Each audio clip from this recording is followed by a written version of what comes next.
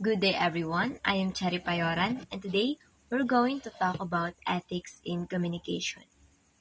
So, have you ever experienced na nag-share ka ng information online or nakarinig ka ng something, tapos later on malalaman mo na hindi pala complete or hindi pala totally true? Tapos without you noticing na apektuhan na pala nito kung paano mag-isip or mag-react yung ibang tao? That's how powerful communication is. And that's exactly why ethics in communication is very important. To start, ethics in communication is about sharing information in a responsible and honest way. Ibig sabihin, hindi lang tayo basta nagsisend ng messages.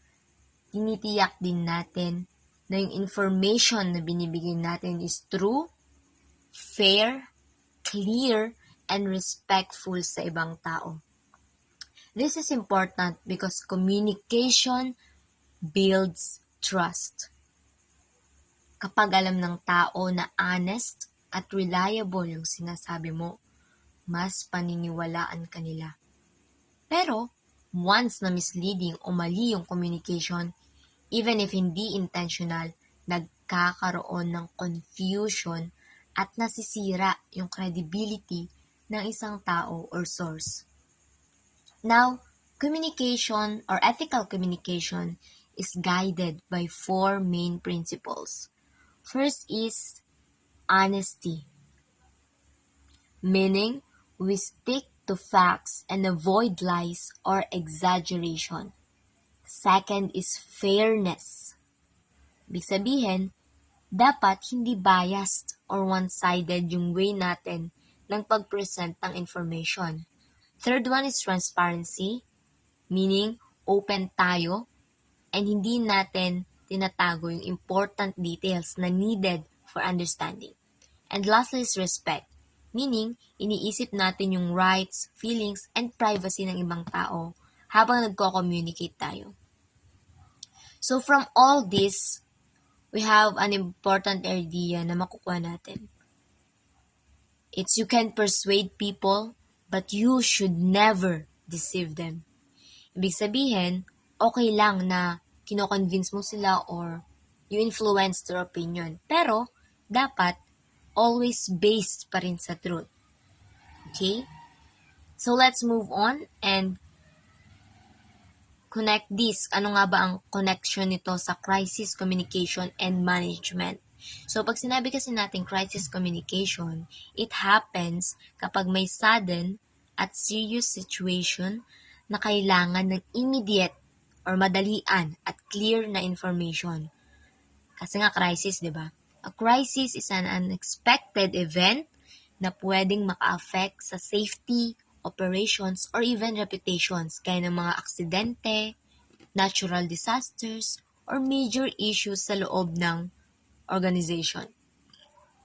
So during these situations, napakahalaga ng communication kasi it can either calm the situation or make it worse. So the main goal of crisis communication is to provide accurate and timely information para maiwasan yung confusion at panic. Kasi habang kulang or walang information, people tend to assume things at doon nagsisimula yung misinformation. So for crisis communication to be effective, mayroong important things na dapat nating tandaan. Una is speed. Kailangan mabilis ang release ng information kasi nga, crisis siya at kailangan ng immediate response. Okay? Second one is clarity.